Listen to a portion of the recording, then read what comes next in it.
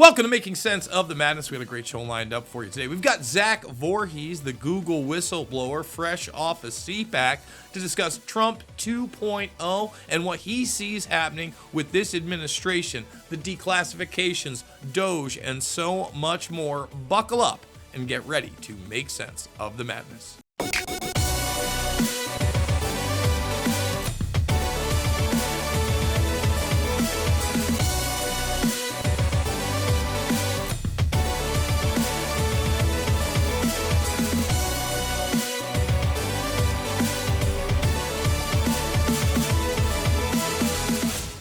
And we are now joined by Zach Voorhees.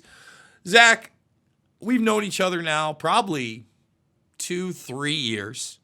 Seen a lot of ups and downs. Probably more. Probably the entire Biden administration, now that I think about it. Time flies when you're not having that much fun. And now we have this Trump 2.0 administration in. There's a lot to like, in my opinion. A whole lot to like.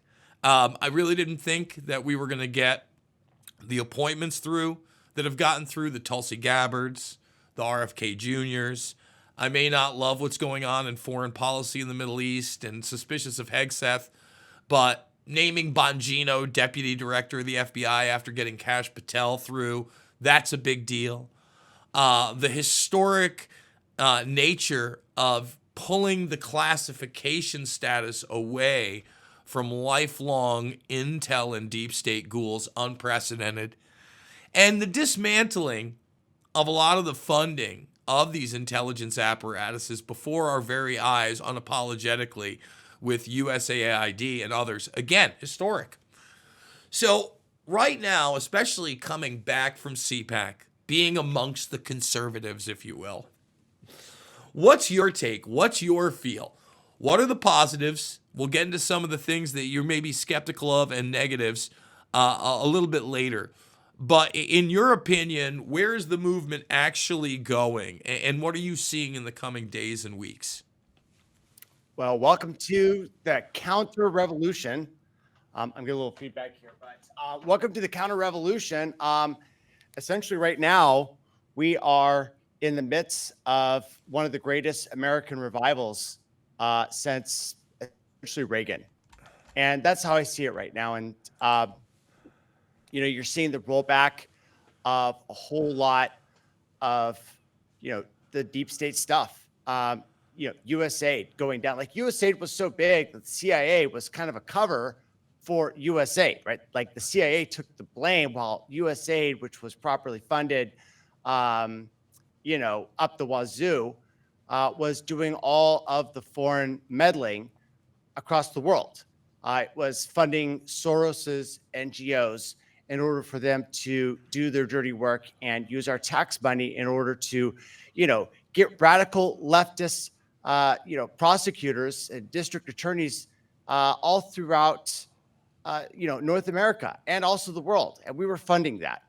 And what we're seeing right now is we're seeing a huge, destruction of the deep state with a lot of the institutions that it controls in government being demolished as we speak, being audited, having their financials attached with double, booked accounting that's computerized that can pass an audit at any given time. Right now, everybody, within the conservative movement is just all smiles. None of us dislike what is happening. We all absolutely love it. And right now, I've never been in, a time period where you had a president that is much loved on the right as you do right now with President Trump. Well, I would say this. Trump 2.0 is very different than the first time around. I don't know how it could not be after the attempts on his life, the lawfare, even the conviction in New York that never got a sentencing. This was about as hardcore as it could possibly get. They tried to take away his entire business in New York City. The sexual assault allegations from a very apparent crazy woman in E. Jean Carroll and that ruling, really over the top. So this time coming in swinging, coming in hot. I also am kind of taken aback and impressed. At the same time, I have my questions on what certain executive orders really mean in the material, if you will. So let me give you an example, I think one that we should discuss, especially given your background. The end of government censorship. Okay, what does that even mean? I'm not sure what. I mean, did we just repeal the Smith-Mundt Modernization Act? I didn't see that in there. Are we going to stop utilizing not only government agents embedded in these things through programs like signature reduction that have never been acknowledged by any administration, really, but through these pseudo organizations, fusion centers? So they're not Homeland Security, they're not FBI, but they work with both. I'm not seeing any difference on Facebook, except for it seems like they're about ready to take Daily Wire's money again for advertising and maybe the Gateway Pundit's money. I look at X and they say that's the free speech platform. The freedom of reach is still not there. I pay it. I don't hit anywhere near the marker of just the average posts of an account my size by Grok standards. And when you press Grok, it will actually, when you use the term limitation, it will start using the term shadow ban. It'll admit, your account is likely shadow banned. There's a 70% likelihood. And I'm sure if I pressed it further, it would go there. YouTube still censoring. Rumble, hey, great, but still Peter Thiel. And I'm sure we can get into that. So when you hear that part of it, and it sounded great, we're ending government censorship. What's the reality behind that? Because we didn't even mention your old boss, Google, which has a plethora of contracts with the Department of Defense, with the NSA, with NASA. I mean, they just threw their balls right on the table and said, oh, yeah, that whole thing about us not building AI weapon systems, fooled you. We're totally going to do that. So what are your thoughts on that? What's really kind of disconcerting to me is the fact that it seems that the most anti-woke artificial intelligence, which was Grok, with this last update, it's suddenly getting a lot more leftist and getting woke. And so while we do see a lot of human-related, reduction on the internet, as a lot of these funding strings are getting cut, the worrying trend that I have and that I see is the fact that even Grok itself is now repeating, establishment, narrative. What I do see is I do see the reduction in human sensors and the rise of artificial intelligence sensors, which, can change your ideology with a new, model rollout that has been, trained on censored data so that it has a narrow version of the world. And essentially what we're going to do is we're going to swap human sensors for these AI sensors. And, if we want to go to war or something, or there's a current thing narrative that's going on, all of these artificial intelligences are going to have essentially arguments for explaining why this should be. And that's really the worrying thing, is that I do see that we are going to get a reduction in sensors, but in the long term, I think that's just going to be swapped in with AI that's, basically being operated as a turnkey solution that can just be activated at any time. At this point, it seems that they've got kind of the doors wide open. So, wokeness is generally going down. You saw, huge ideological alignment with OpenAI and Gemini. That seems to be decreasing by a lot. And what's going to be really interesting is that we're going to have access to a whole bunch of other countries' homegrown AIs, right? Like China, for example, with their DeepSeek R1. That's going to give very different answers than the AIs that we have here in America. And so the question is, are we going to, and in a way, this allows the market of free ideas globally to be preserved as long as we have the internet open. And so one of the disturbing trends that I see is that it seems that the government and the corporate cabal is going around and trying to eliminate open repositories of human knowledge. There's about 750 terabytes of open source scanned books that exist on the internet. A lot of them are Chinese. If you're an AI engineer and you're trying to train a large language model, you can actually use these vaults of uncensored data in order to train your models. And so, what the federal government has been doing, along with their corporate partners and utilizing and abusing copyright, is that they're going around and they're destroying these online repositories. Some of them, zlib 1, 2, and 3, libgen, nonfiction, the SciMag articles, the Internet Archive PDFs. Like, somebody took all of the historical data that Internet Archive was producing and put it into a giant data lake that's being shared around. Before, you could access those publicly.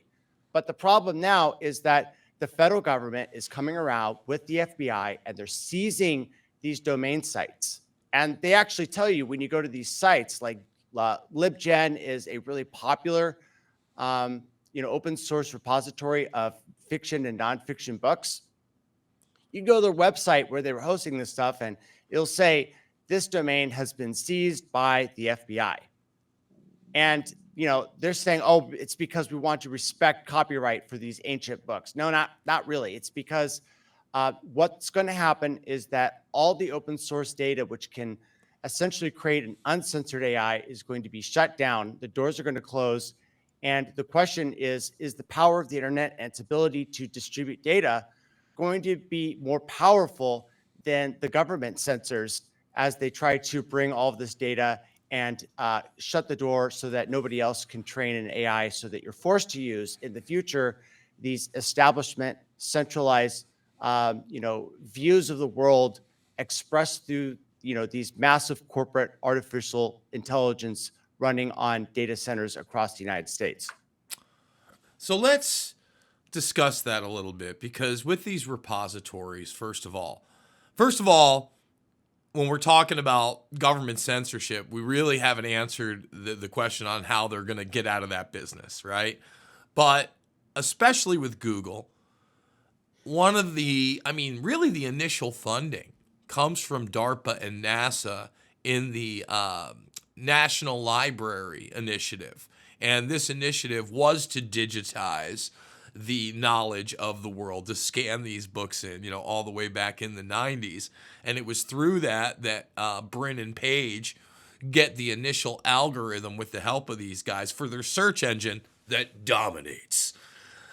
You now have it in a position where, as you know, it's not just YouTube, it's not just Google. I mean, they've got an immortality division, Calico, and people may not be factoring that in, but you've also got guys like Larry Ellison and Sam Altman up there with Donald Trump talking about Project Stargate, the future of mRNA technology. All of this is incorporated into those type of knowledge bases.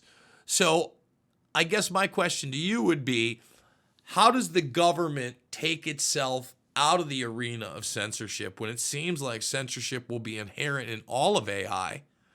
And we've already fundamentally got this system in place of the chief artificial intelligence officers that all have security clearances are embedded in every single private business that deals with AI in this country.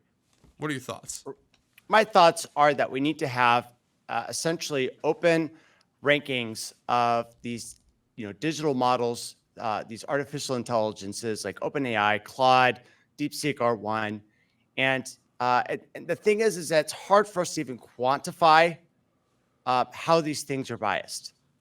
And what we need to do is we need to have, one of the great things about these artificial intelligences is that it's very stable in its opinion. Like, you can go from one person to another and they're going to give different opinions, but a model that is produced and time-stamped at a certain date of time is going to pretty much give the same answers over its lifetime.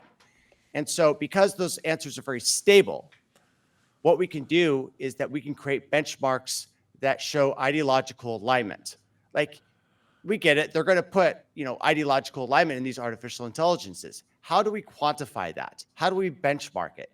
Like if you want to get, an idea of about, vaccines, uh, you know, is there a medical freedom index that we can use to figure out which artificial intelligences you can interact with? And that's the thing, is that we may not be able to stop being programmed by these artificial intelligences in a way, but we should at least have the choice of which artificial intelligences we want to program us. I think it's going to be the wild, wild west for a while. But the other thing is that so many people right now are accustomed to AI just kind of being these chatbots or these image generators, or now these video generators with that insane Gaza thing that Trump put out there the other day. He didn't do it. But if you haven't seen it, it's ridiculously wild. But in fact, it's going to be more of an interactive experience, to the point where I would say in probably 3 to 5 years, instead of your phone service provider or internet provider advertising, you get to speak to a real person in the United States. You'll be on GPT-8, because GPT-8 will be the best, and you're just going to be talking to an AI. And the fact of the matter is, that's going to be one of the very few circumstances where you might know you're talking to an AI, because it won't be advertised. And all of a sudden, there are a lot of people out there, and you know this, that are so infatuated with this little magic box. Their life is more digital and real, and they're going to start interacting more with actual artificial intelligences than they do with human beings. It's not Black Mirror, folks, and it's not somewhere off in the distant future.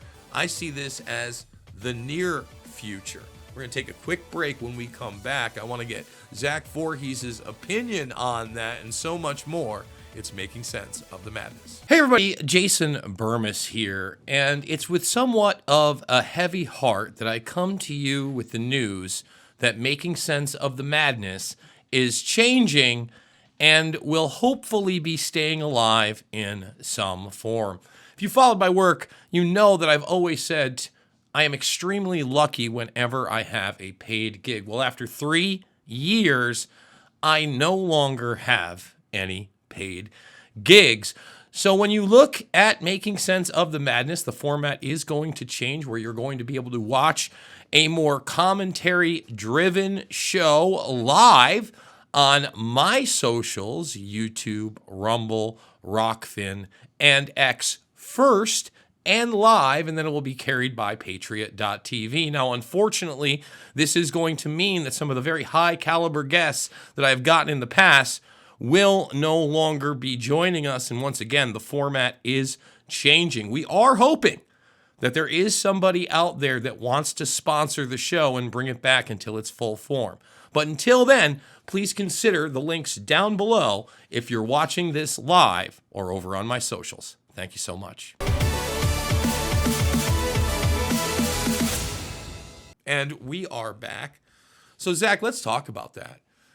When GPT-4 dropped and they did that demo with a clear ripoff of Scarlett Johansson's voice from Her, I was extremely creeped out.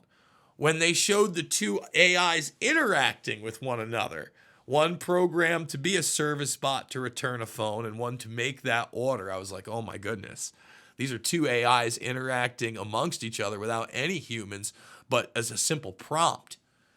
Where are we going to be with AI? What forms is it going to take? And what does that mean for the larger social construct throughout this administration? Well, it's really hard to say where artificial intelligence is going to go on the long run. Ray Kurzweil wrote an entire book about this called "The Singularity is Near," which he says that once AI starts getting heavily into the loop, what's going to happen is that the results are going to be unpredictable, because all of our history and knowledge comes from a human-based economic system. And the problem with these artificial intelligences is that they're not human, but they certainly are smart and they're capable. And even if they aren't really thinking, they're just doing statistical regression over a large area space. With simulated chain of thought, it might as well be super intelligent and conscious. That's one way of thinking about it.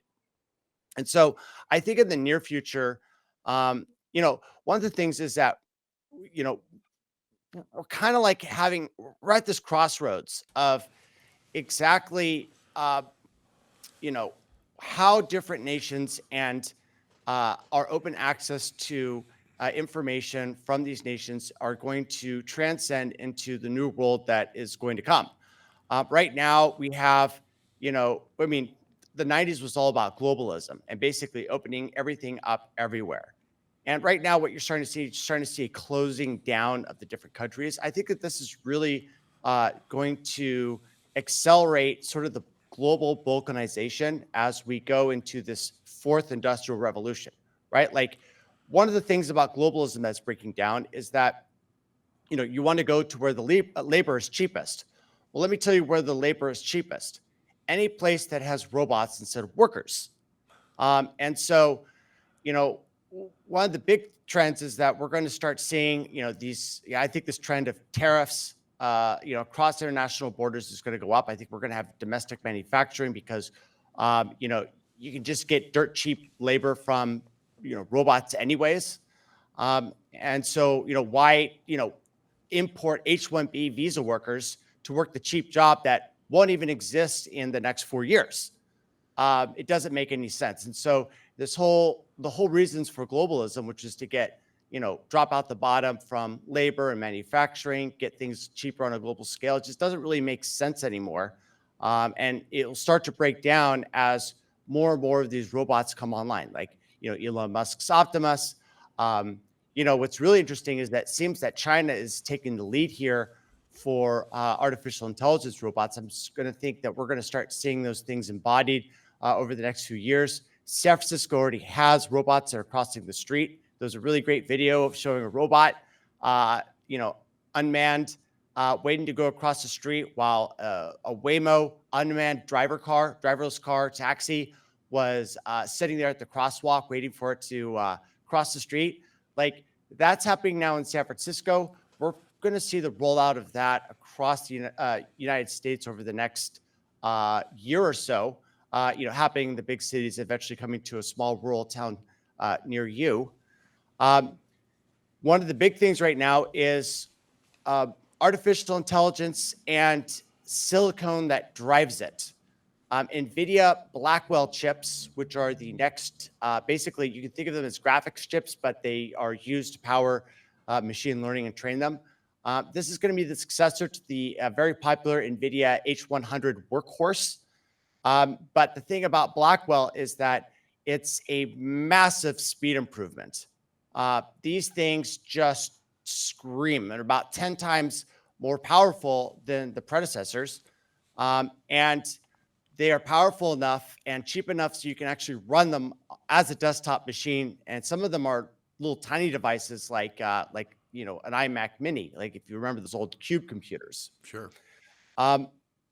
This is going to increase our lead over China by a factor of 10x of what we had before. Now, some estimates say that China has about 1 to 3% of the computational power of the United States. That's thanks to the CHIPS Act put in by essentially Trump and Biden, which limited exports and put export controls on the NVIDIA chips that are used to power a lot of these artificial intelligences.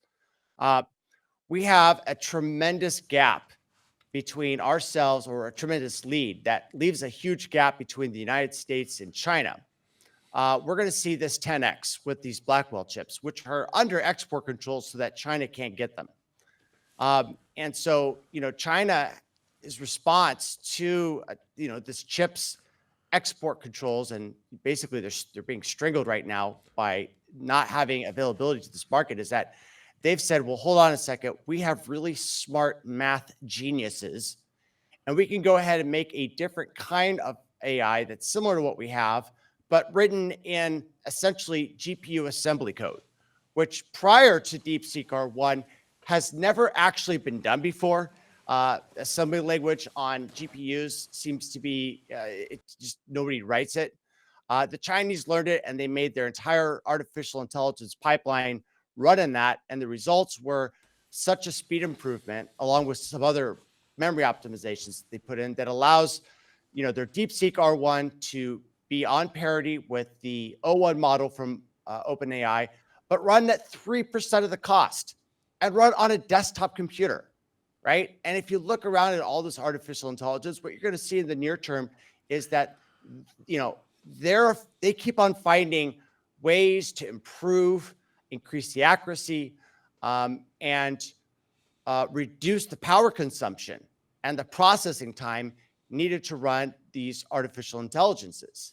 And so what you're going to start seeing, over this next few months is that we're going to see a lot of what formerly required a data center to run on being reduced in size, hyper-trained on what's called distillation, where they take a large model, they ask it a bunch of questions, they load up a database of questions and answers, and then they use that on a smaller model and basically allow it to perform very, very well using purely synthetic data from a large language model's output. This is going to reduce massively the cost, where we might even be able to see a high-powered functioning model run on something, as tiny as a phone with, periodic cloud updates to try to, offload some of the more, harder computational tasks involved in answering questions. And so, whatever progress you saw in the last year, expect that to go on turbo mode. And anybody that's saying, we're at the end of the AI hype cycle, don't listen to anything that they say. I'm on the forefront of this. This train of AI has no brakes. So you kind of just mentioned the fact that the power consumption has gone down so much, and that, essentially you're getting the same type of results with that. You talked about devices.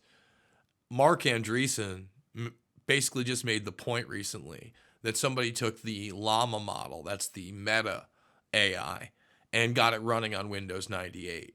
And he astutely pointed out, hey, our Defense Department has had large language models for 3+ decades. That means if they wanted to give up the technology, which largely is math, we all had Windows 98. We could have been talking to our computers 30 years ago. That makes you ask the question, what do they have right now? What are they running on it? What does that mean for quantum computing? Because that's also being commercialized, and I don't think people realize how that integrates with AI. And the other really interesting phenomenon with all this, with Doge, is the fact that, we're cutting a lot of stuff out, and I get that. But is this going to bring in automation and AI systems into our government like never before? And does this also begin to reshape our economy if they really do get rid of the IRS and start this tariff train into something that is blockchain based, despite the executive order against CBDCs?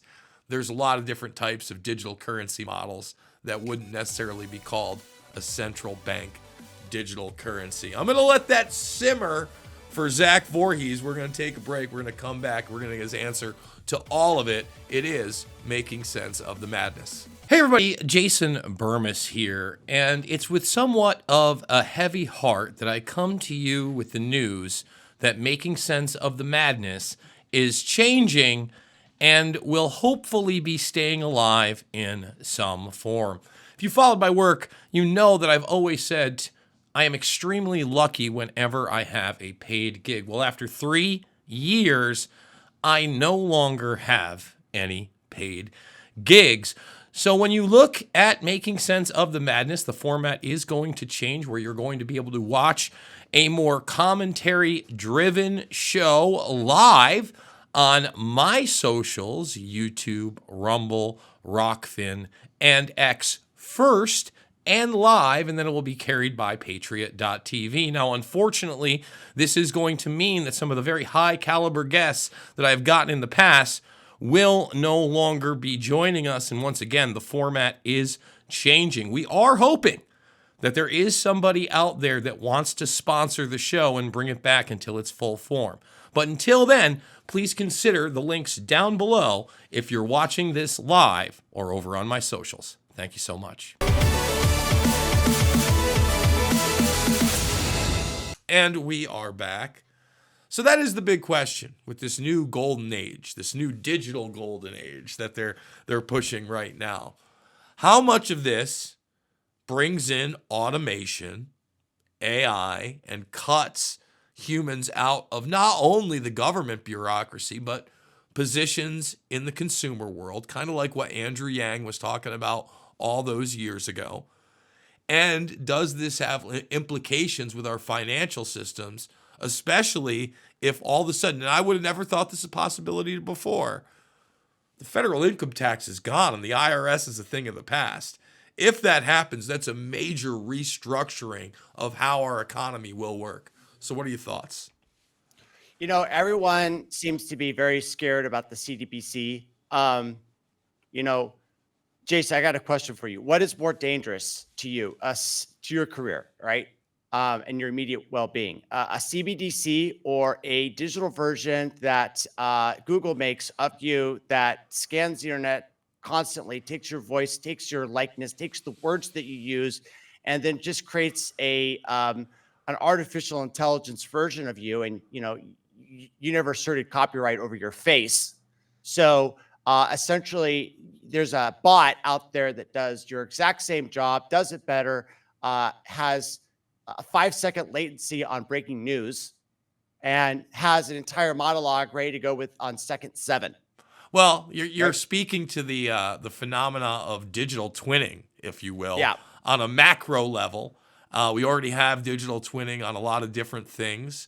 I would say that you and I, and most Americans, if not most people in the world, have some type of a digital file and some type of, I wouldn't say it's a large language model, but certainly a persona based in that digital twinning realm. How far it goes, I don't know.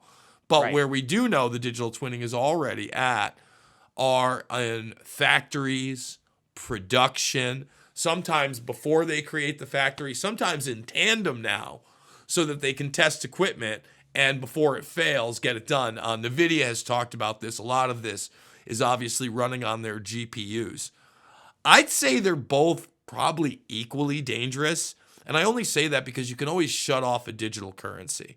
You know, I mean, I don't know about you, but I think we've all had those moments maybe with our crypto portfolio, like when you go into your Coinbase wallet and then all of a sudden all these different coins that you had aren't there and they're not showing up in your balance.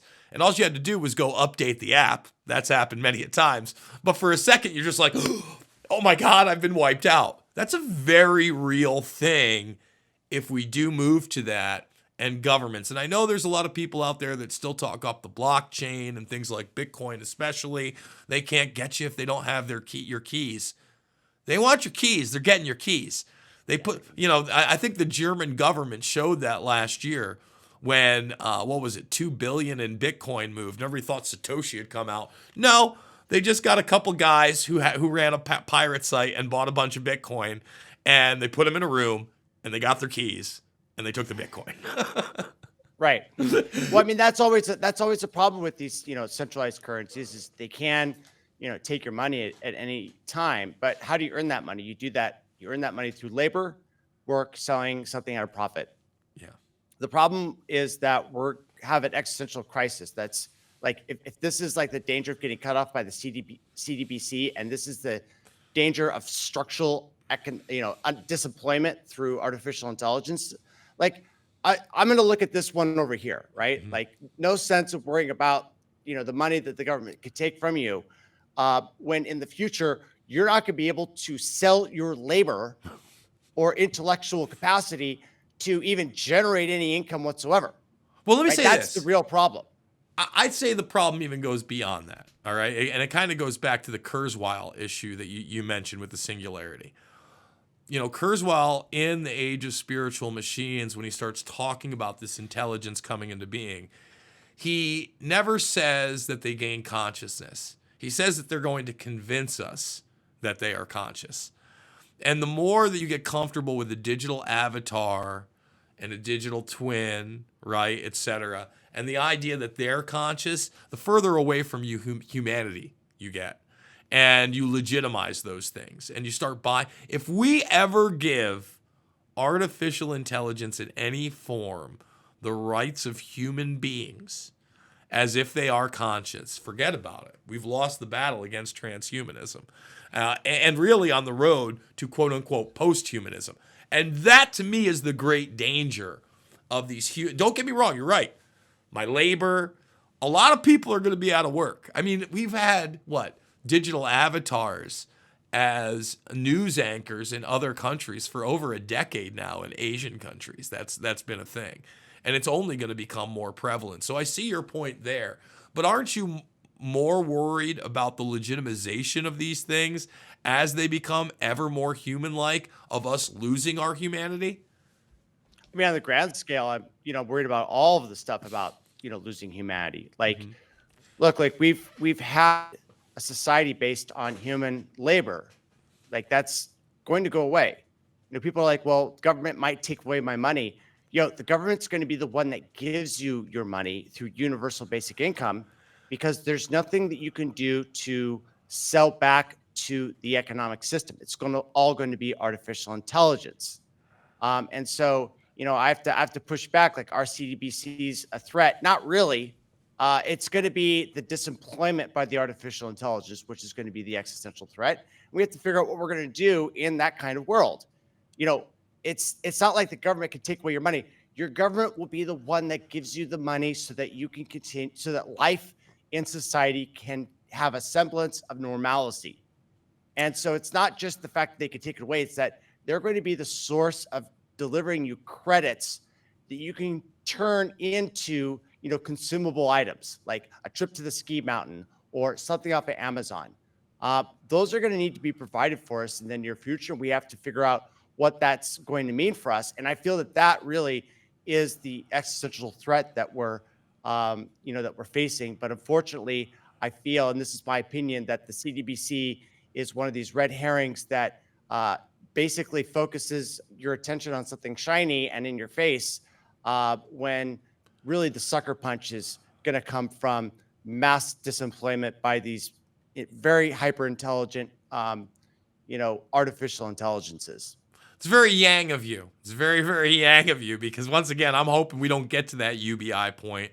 I feel like if we do, then we really have centralized ourselves as a general populace into a new techno-neo-feudal society that I don't know that we can get out of. And that does mean transhumanism and possibly posthumanism, because you will not have any right to your persons and property, and that means you are just a human guinea pig, as many people found out they were over the last several years. A topic for another time. Let's talk declassifications. Let's talk documents. I'm kind of giddy like a schoolgirl over the JFK, RFK, MLK documents. At the same time, I'm quite hesitant. I don't know exactly what it's going to mean. I think the biggest revelation from Snowden, most people, it was they're spying on Americans and Five Eyes and they're working together. And I'm like, well, if you were paying attention, you kind of already knew that, except for the name of Five Eyes. You knew they were spying on you. The real revelation came when he said he was looking at classified documents. And normally when you have a classified document, you've got the redacted version that you see, and then you've got the real version. And then he saw a document that wasn't the redacted version. It was a totally fake document in place of the real one. They'd actually manufactured this document. Again, through Smith modernization, through government propaganda in general, there's no guarantee that they won't be doing that with these documents. Couple that with the admission that they just found 2,000 more documents on the JFK assassination that apparently have never been available before and never available to the Warren Commission. Really, if that's the case, what happened the first two times Trump tried to declassify them? There's know where they were? It's like magic, Zach. So when you, and we're going to get to beyond those 60s assassination files, what are you expecting to come out of those documents? Are we going to see any accountability? And by the way, where do you think that the narrative shifts after that? Because obviously something has to come out of them. It's not all. Listen, I don't think it's going to be like the CIA did it or this person did it. I think it's going to lead down the paths of people that should have been investigated further and probably are guilty. and point to certain organizations or cutouts, etc. There'll be a little mystique, but they will eviscerate the official versions once and for all. For instance, the idea that Oswald was CIA, that's going to become known. I mean, he was a CIA agent, everybody. I hate to tell you. On top of, trained by the Office of Naval Intelligence. I think those things are going to come to light. What are your thoughts? Well, this is going to be a little bit non-standard, and I'm open to being wrong, but this is my personal thoughts. So my personal thoughts are that the major disclosure that's going to come out of this, and I could be wrong in a couple hours, so we'll see, is that we're going to find out that the UK was involved. And the reason why I say that is because I feel that there has been a long-term trend going on where the global elites are basically degrading the royal family, like over time, right? Like Harry, it looks like to me as a bastard child that was conceived out of wedlock and therefore not actually one of the bloodline, right? Which is why they pushed him out. And you can look at him; he just doesn't look like the other royals. He looks more natural, less inbred. Yeah, and they killed Diana because of that. And by the way, Harry, a lot of people do like to take a dump on him and Meghan and whatever.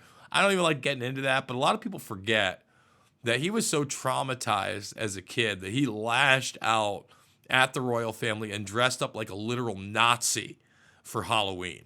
Like, a lot of people forget that. You think about that mentality. Obviously he was not happy.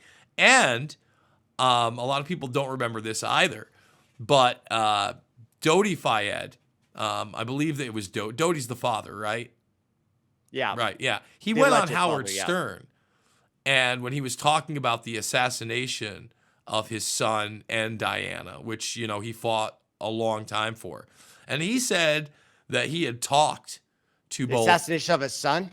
Yeah. His son, his son was with Diana when they died in that car accident. So he claimed that she was pregnant with Fayed's child, and he was about to be a grandfather. And that was one of the reasons that they would not allow it. But he also made the claim on Stern that he had talked to both Harry and William, and they had expressed concern about their mother being murdered. And he had even alluded to the fact that they had walked in, I think it was Harry in particular, on Charles with another man. So if anybody can find that old school Fayed Stern interview, I'd love to hear it again in light of this. And obviously you're going beyond just the 60 stuff, and you're getting into the Epstein stuff that we've been promised by Bondi. That's where we need to go next, is the Epstein stuff. We got to take one final break. If you haven't read Google Leaks, look at the quote up top. It's the new HHS Secretary, Robert F. Kennedy Jr. Zach Voorhees is an American hero. Go get it on Amazon right now, or go check him out over at zachvoorhees.com. We're going to take that break. We're going to come back. Final segment of Making Sense of the Madness after this. Hey everybody, Jason Bermas here, and it's with somewhat of a heavy heart that I come to you with the news that Making Sense of the Madness is changing and will hopefully be staying alive in some form. If you followed my work, you know that I've always said I am extremely lucky whenever I have a paid gig. Well, after 3 years, I no longer have any paid gigs. So when you look at Making Sense of the Madness, the format is going to change, where you're going to be able to watch a more commentary-driven show live on my socials, YouTube, Rumble, Rockfin, and X first, and live, and then it will be carried by Patriot.tv. Now, unfortunately, this is going to mean that some of the very high caliber guests that I've gotten in the past will no longer be joining us, and once again, the format is changing. We are hoping that there is somebody out there that wants to sponsor the show and bring it back until its full form. But until then, please consider the links down below if you're watching this live or over on my socials. Thank you so much. And we are back. So we only got about 10 minutes left in the broadcast. Let's get Epsteined up. You really think that a lot of this documentation that's about to be dropped, and by the way, there's no executive order on this, right? This seems like it's the court of public opinion. It's kind of been thrown in our face. Bondi goes on Jesse Waters, and after saying it was on her desk on another Fox show last week, saying it's going to come out as we record this. Now, this is going to come out a few days after, so who knows? Well, we might have egg on our face afterwards. But you think that they're ready to turn and burn the royal family after all these years? Oh, yeah. Yeah, I think they're ready to turn and burn the royal family. I think Prince Andrew, we're going to get details on his escapades on the island. I think that a lot of these leftist people, I think there's also going to be some surprises with these leftists that are involved in this. And it's very interesting that all of this seems to be happening when, the deep state is being, destructed. Tariffs seem to be going up now against our allies and our adversaries together. And what I'm trying to see and realize is that I think we might be at the end of the global American empire, where our petrodollar was the reserve currency across the world. I think that a new system is coming online. I don't necessarily know if it's going to be, crypto-based blockchain money. It could just, live on a database, within the central world bank or something. But I think that we're going to have a new currency that's going to come online. There's been, talk of the SDR. And I think what's happening is that America is getting ready to give up the world reserve currency status. A year from now, I could be completely wrong, but that's what I think is really happening. On the back end of all of this, and so the reason why all these deep state people are getting named out is because we need to tear down the old system. It's too bloated. It's a single point of control. Like, people are like, oh my God, the New World Order. It's like, the New World Order happened after World War II, right? Like, the United States has been in control of the entire world. Like, whatever you think the globalists are planning to do to take over the world, like, the United States is already there, right? And so I think that in order for us to unwind this entire thing, I think first off, the plan is to, change power globally. And in order for that to happen, and when that does, basically the federal government needs to be dismantled and wiped clean and started over. And that's what we see right now. Like, it seems that Trump has absolutely no opposition of any, significant type to his agenda. Like, every single one of his picks, Robert F. Kennedy Jr., Tulsi Gabbard, Kash Patel, like not one single candidate that he's put forward to get nominated has been rejected, right? Like, every one of them has been confirmed. I can't think of one that hasn't gone through confirmation. And so right now what I see is that we're basically entering a new age, kind of like how the 70s and the stagflation, which apparently, like, it was just as bad as it is now, right before the Reagan years. And then Reagan took over. And it's funny, Dr. Drew was telling me this story about how he was sitting around and all of a sudden, all the fear and the dread, he just realized it was over, right? And does it kind of feel like that's where we're at now? Like, the puberty blockers, the women playing on men's teams, or on girls' teams, being able to say, retarded, like, all these freedoms, like, we're in a new We're age back, now. baby. The R word is back. The R word, right? You can say retarded again. And so what it seems like right now is that we're entering a new cultural age. And this is also going to dovetail with a new economic age. And it's also coming around at the same time that the AI age is coming into fruition. So I really do think that this is a once in a lifetime changing of the system. It's mind blowing that we're here. And for those of you that have been following me, you know that I've been a very deep black pill pessimist. And even me, like, one of the deepest pessimists out there, I've never been more excited than what's going on right now. Like, I am so excited. It's just amazing. Zach, I run with that crowd. I'm part of the Independent Media Alliance. I do the forums with The Last American Vagabond and the Whitney Webbs of the world and Steve from Slow News Day. And they're very, very reluctant to give any credit to this administration or Trump. I have to be intellectually honest with myself, right? I'm a huge critic of Musk, as you know, as far as the cuts with U.S. aid and talking about auditing the Federal Reserve and going into Fort Knox. How can I say I don't love that? I've been advocating that forever, right? I would be dishonest if I didn't. The one thing I can point out that I am extremely concerned about, and I hope there is some kind of a roundabout or there are regulations and stipulations behind this that do not let anything escalate beyond what we already have in the Middle East. I like what we're seeing with Russia and Ukraine. Seems like he's finally reining that one in. Very difficult to do. Obviously, hundreds of billions, if not trillions, surround that entire conflict. Basically saying Palestine doesn't exist and giving it to Israel is extremely dangerous, in my opinion. I don't know that a two-state solution was ever going to work, but by doing this and encouraging this behavior, what's to say Israel doesn't go and take more of Syria? You already gave them the Golan Heights. What's to say they don't go into Lebanon? You know they want to. They have been. Iran also has land they think is theirs. Egypt is another place. You give them this, what's to say it stops? You get another incident of Muslim terrorists taking out Israelis anywhere in the world, maybe even U.S. citizens. And then all of a sudden, the greater Israeli project or Israel project doesn't seem like a conspiracy theory anymore. That and the entire Middle East is going to be against this on some level, right? This is a big deal. You just don't take a nation state.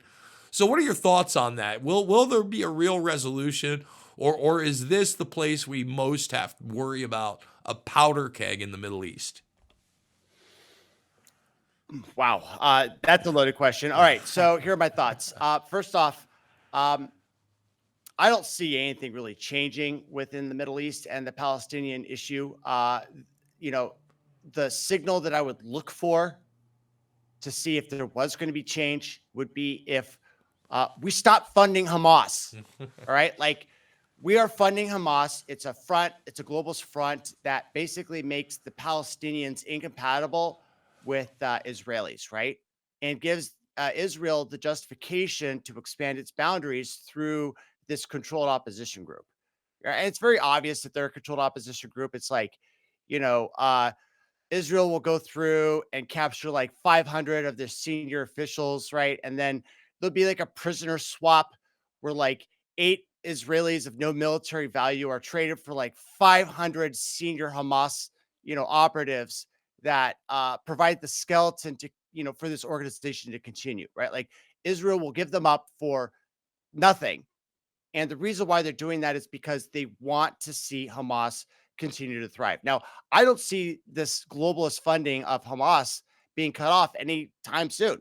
So I think that this conflict is going to continue. I think that this conflict is also going to cross over to the border with Egypt.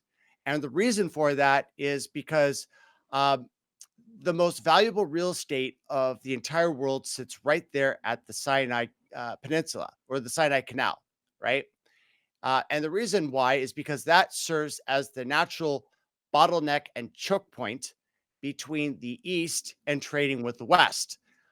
If you don't want to go through the Sinai Canal, good luck going around pirates and South Africa and near the Antarctic, especially in the winter. Hope you've got really thick steel on your Titanic-like ship, right? And so I think that a lot of this stuff is gonna spread within Israel. They're going to continue to gobble up the strategic assets of Syria, which they just defeated.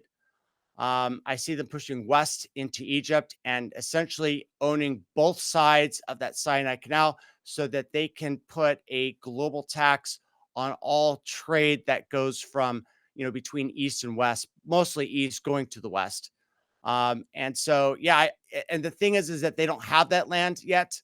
So I think that they're going to continue to do their games, you know, uh, you know, blitz forward and then slowly walk it back. Maybe they'll throw on some Trump hotels or something in Gaza City, and then something will happen. Rockets will be fired. Some babies will be killed. Uh, Maybe a false flag attack or two, and then it'll be game on again as those people are brutalized. And people think that I'm taking the sides of the Palestinians. Not really, and the reason why is because look, they're subverted. They've been subverted for now a couple generations of intense globalist directed propaganda. Um, you know, I feel really sad for them and the state that they're in, but mentally, they want to murder Israelis, and there's going to be no peace. And the Israelis are also of that same caliber back to them. Like they absolutely hate each other. There's no resolution. This is by design, and by having conflict at a murder scale, the agenda that the elites want to pursue is going to be able to be achieved. Zach, great way to end the show. Everybody go check out Google Leaks. You can also go to zachvorhees.com. You know the drill with this guy. It's not about left or right. It is always about right and wrong. I want to thank you guys for watching me here on Patriot.tv. 5 days a week where the truth lives. I love you, and we'll see you on the flip side.